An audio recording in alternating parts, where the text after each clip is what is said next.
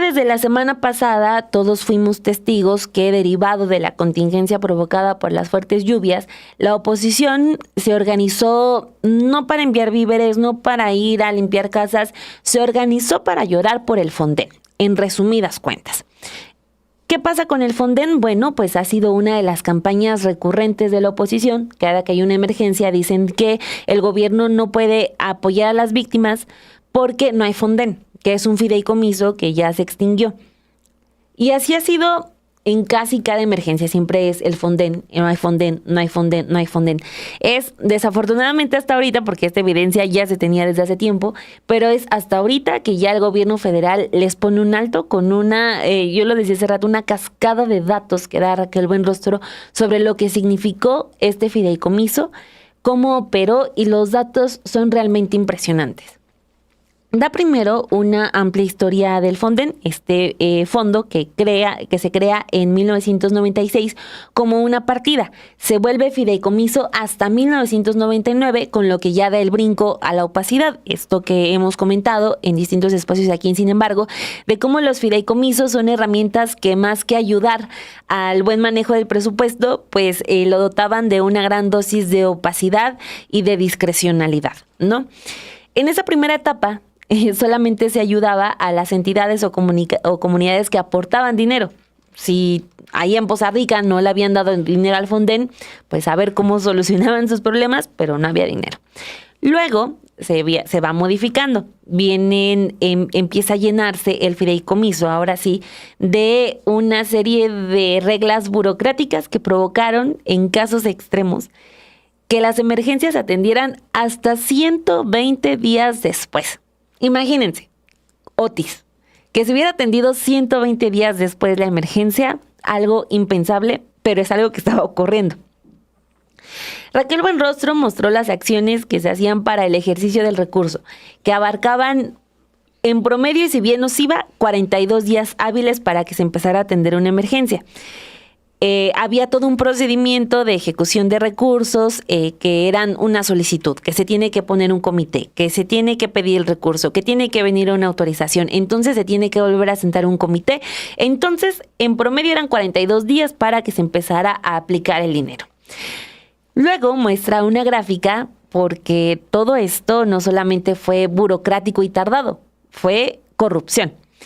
Raquel Buenrostro muestra una gráfica en donde se observa cómo aumentó el uso del presupuesto, pero no la manera en cómo se atendían las emergencias. O sea, no hubo ahí una relación entre mayor presupuesto, mejora en la atención de emergencias, no lo hubo. Ella resalta el caso de Enrique Peña Nieto, dijo que ahí hubo un exceso en el gasto. En 2018, el último año de gobierno de Peña Nieto, en donde se notó un incremento en las declaraciones de emergencia por olas de calor. Así, ¿sabes qué? Hay alerta de ola de calor. La particularidad en esto, estamos hablando de 2018, el último año de gobierno de Peña, ya se iban, ya muchos estaban dando por perdido el gobierno, ya las encuestas ponían pues como ganador a Andrés Manuel López Obrador. El último año de gobierno, quédense con ese dato, y entonces empieza a haber una solicitud de emergencias al Fonden por olas de calor. La particularidad aquí es que, pues sí, o sea, nadie niega que pueda haber olas de calor, pero ante una ola de calor no se necesita el despliegue, por ejemplo, que tiene que haber si hay lluvias como la que tuvimos ahorita. O sea, no tienes que recomponer infraestructura, no tienes que limpiar casas, no tienes que recomponer puentes, o los sismos un año antes, en 2017. No se necesita todo un despliegue de personal para atender a las víctimas o de estar a la espera de si va a haber más personas que se salven. O sea, pues una ola de calor pues no necesita miles de millones de pesos, pero sin embargo sí hubo declaratorias de emergencias y por lo tanto sí hubo dinero que se otorgó a estas emergencias por olas de calor. Entonces ya luego viene todo un gran resumen que hace Raquel Buenrostro sobre cómo es que fue utilizado el Fonden con Fox. Ahí hubo faltantes de millones de pesos en cada emergencia o dinero simplemente desaparecido. Con Calderón se pagaban todo tipo de servicios, menos los provocados por las emergencias. Con Enrique Peña Nieto ya era el exceso de la burocracia y el gasto en infraestructura que después tuvo que ser demolida porque no servía. Vamos a escuchar ahora todos estos datos, muchísimos más amplios, muchos más datos que da Raquel Buenrostro hoy en la mañanera. Pues, ¿qué pasó con el tiempo? Pues todo el mundo dijo, pues el Fonden no funciona. No llegan los tiempos. Hay un dictamen incluso de la Auditoría Superior de la Federación de 2017 que dice el Fonden es ineficaz, ineficiente, tiene altos costos, es más reactivo que preventivo, tiene un exceso de burocracia y una falta de coordinación, es opaco y tiene múltiples actos de corrupción y no se garantiza una atención al ciudadano. También hay que decir que en esta época los apoyos todos eran para liberar lo que son servicios públicos y bienes públicos. No había apoyos a la población. Hay un intento que ahorita lo vamos a ver de qué tan mal les funcionó, pero prácticamente el recurso se destinaba a puros bienes y servicios públicos. Y la ayuda que le lleva directamente a las personas era nula. La siguiente, por favor. Aquí vamos a ver el presupuesto, son millones de pesos nominales. Y aquí, este es el 2010, aquí es cuando aparece el fideicomiso, vemos cómo se sube el dinero, pero no cambia la manera de atender los desastres ni las urgencias. Y luego vemos aquí como atípico que en el año electoral de 2018, en la época de Peña Nieto, del presidente Peña Nieto, hay un exceso que está muy fuera de todo el rango de todo el histórico. Y aquí empieza la administración del presidente López Obrador y el de 2025 ya de la presidenta Claudia. Aquí vemos que hay un gasto más moderado y ahorita aparte que se reacciona con más tiempo y además se ayuda más, porque no solo se resuelve el problema de los bienes y servicios públicos, sino eso también incluye toda la ayuda de la gente que se les ha estado dando, desde despensas, enseres, etcétera, ¿no? Las becas, las reconstrucciones. La siguiente, por favor. Aquí, a continuación, en el 2018, que es el pico más grande, lo que observamos, hay declaratorias de desastre, digamos, ordinarias y extraordinarias. Las extraordinarias son aquellas donde el gobierno federal soltaba dinero sin necesidad que el Estado y el municipio lo soltaran. Si vemos en todos, la parte que piden el paripasu famoso es la mayoría.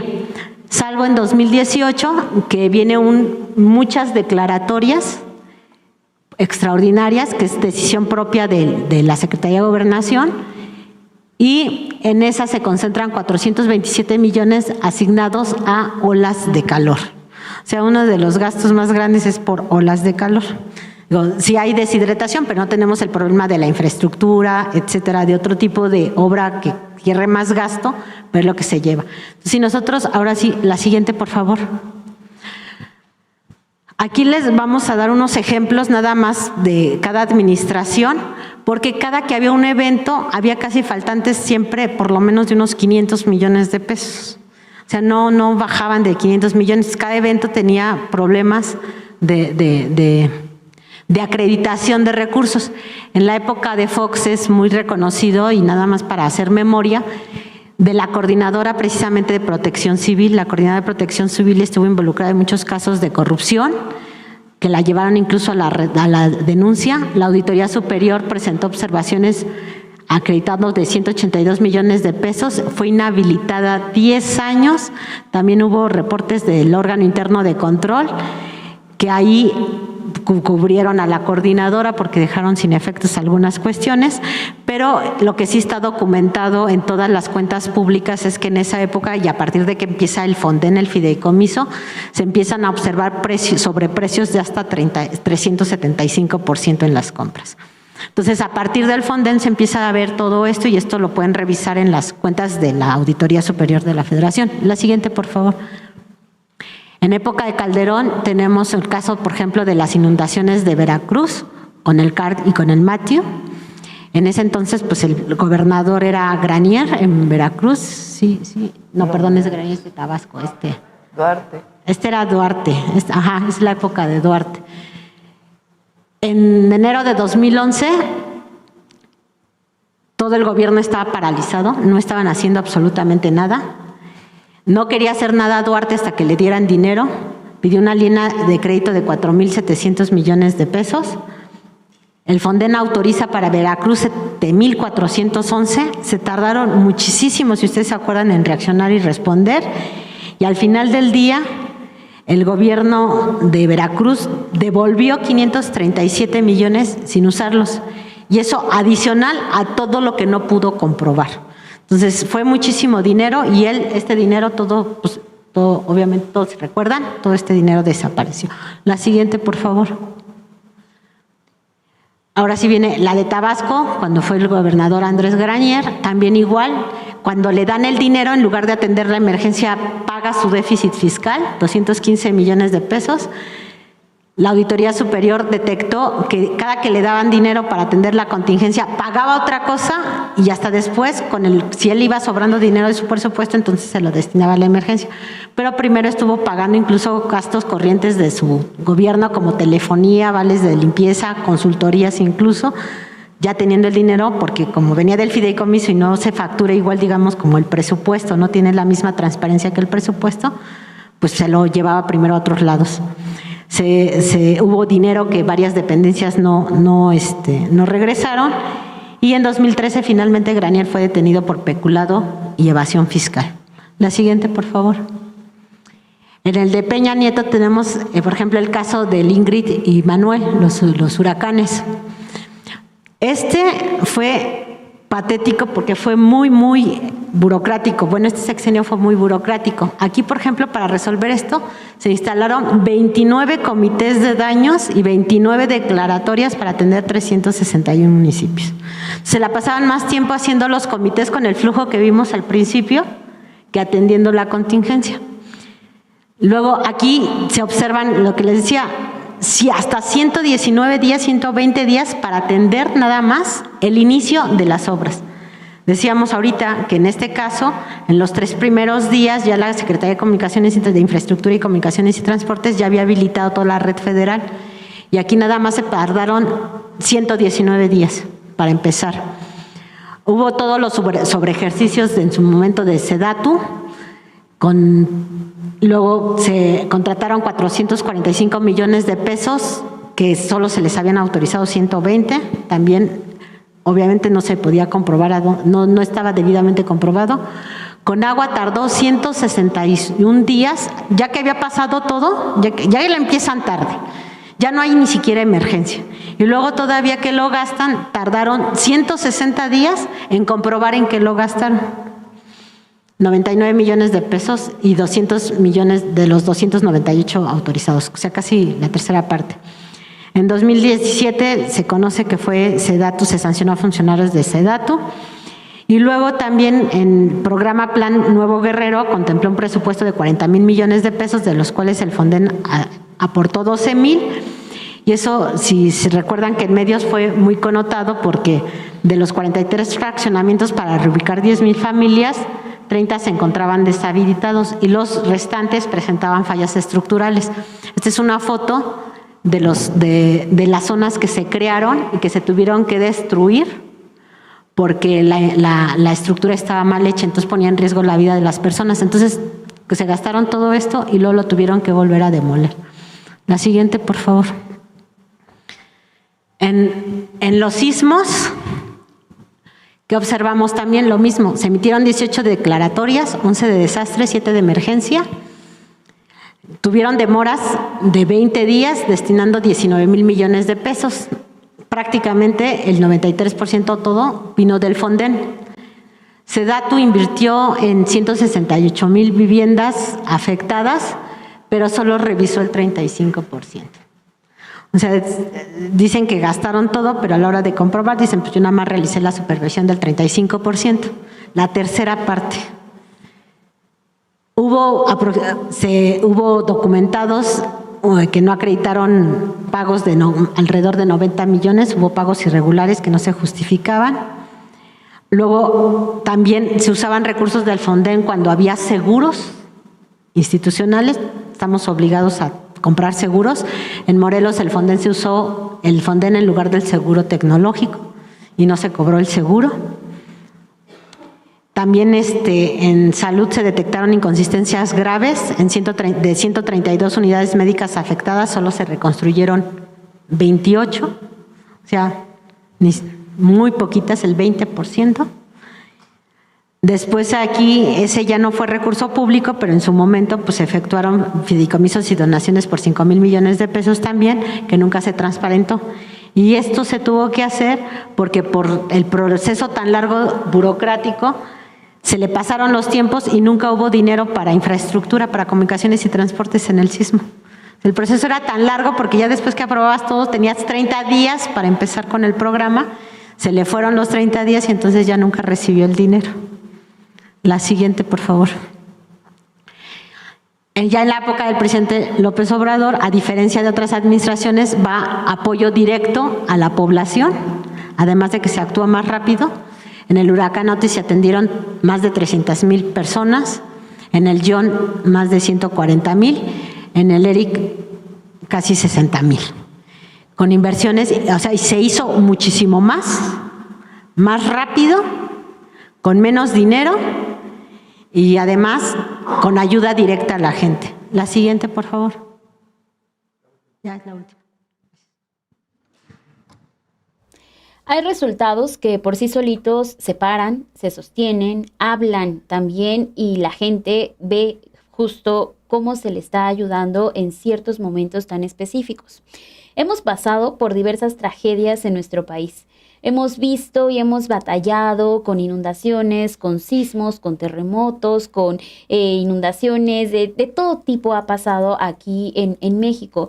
¿Cómo se han solucionado? ¿Cómo han inventado cada uno de los gobiernos en turno o reinventado sus políticas? Bueno, durante estos gobiernos del PRI y del PAN, que seguimos en la misma lógica y con estos datos que se presentan durante esta conferencia de prensa, se muestra que siguen siendo lo mismo esas personas. Por eso le lloraban tanto, porque claro que había un negocio, claro que tanto el PRI como el PAN, cada que había un desastre natural, a ellos se les iluminaba la cara porque había un signo de pesos en sus ojitos que sabían perfecto que podían estar buscando la manera de sacar recursos, pero para ellos, no para que llegara directamente a la gente. Hay muchos datos interesantes que se ponen en la mesa esta mañana y a mí el que me llama mucho la atención es la manera en cómo se retrasaba esta ayuda para la gente. Tenían que pasar incluso meses para que llegara el recurso y para que la gente comenzara a empezar a pensar en trabajar en algo que le pudiera ayudar para la limpieza de su casa o para reconstruir o tantas trabas que se ponen y tanta burocracia que había para que llegara justamente ese recurso. Ahora lo que vemos es el día de ayer la presidenta Claudia Sheinbaum salió directamente hacia Veracruz y hacia unas localidades de Puebla para comenzar a repartir este recurso ya destinado, porque de que hay dinero, claro que hay, solamente que ahora ya no hay esos intermediarios que tanto estaban provocando que se dilatara la entrega de los apoyos. Bueno, pues eso es a lo que le llora la oposición.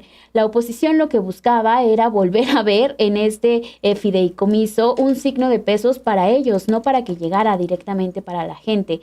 Ahora con esta explicación que da Raquel Buenrostro, pues queda muy clara toda la corrupción que hubo durante esos gobiernos preanistas en donde más desfalco no podía haber y todo lo que pasó en el sexenio de Enrique Peña Nieto todavía nos deja pensando si en realidad sí estaba trabajando para la gente o solamente estaba ahí este personaje político, esta figura política para ayudar a ciertas personas. Son muchos datos que sí causan indignación, que sí muestran un enojo y que sí además muestra cómo operó los gobiernos del PRI y del PAN para seguir enriqueciendo sus bolsillos y la gente quedaba en último lugar. Sí, de verdad que después de estos datos, lo que uno esperaría es que sean refutados, claro, ¿no? Por una oposición que ha defendido el Fonden, que se ha puesto la camiseta del Fonden, que dice mi Fonden no se toca. O sea, lo lógico sería que refutaran cada uno de los datos que dio Raquel Buenrostro que acabamos de escuchar. Lo más lógico será el silencio, o lo que más esperamos será el silencio, pero después de esto, yo creo que para la siguiente emergencia tienen que ir pensando a qué le van a llorar o con qué van a responder. porque lo han venido haciendo como coreografía de las tantas que tienen. Una emergencia, el Fonden. Otra emergencia, el Fonden. Otis, el Fonden. Un terremoto, el Fonden. Las lluvias, el Fonden. Después de esto, ¿con qué cara van a volver a recurrir al Fonden? No sé, al menos que sean tremendamente cínicos, que no lo descartamos, pero se les cae otro teatrito. ¿Y te acuerdas también que ciertos legisladores, en específico recuerdo lo que dijo Carolina Villano, sí había corrupción, sí hubo momentos en los cuales se tiene que investigar y sí tiene que darse cuenta de todo lo que sucedió? Bueno, pues ahí está, que si ya hay respuesta por parte del gobierno, que también ellos asuman todo lo que sucedió durante sus gobiernos y que expliquen de qué manera y a dónde se fueron esos recursos, cómo capitalizaban las tragedias y cómo para ellos se convirtió en un negocio y para seguir enriqueciéndose, porque en realidad el apoyo, después de que llegaba tarde, a lo mejor te ponían 1000 trabas para que pudieras acceder a ellos, y estos intermediarios que, insisto, es muchas veces en donde se termina desvirtuando el dinero, en donde se termina yendo para otros lugares,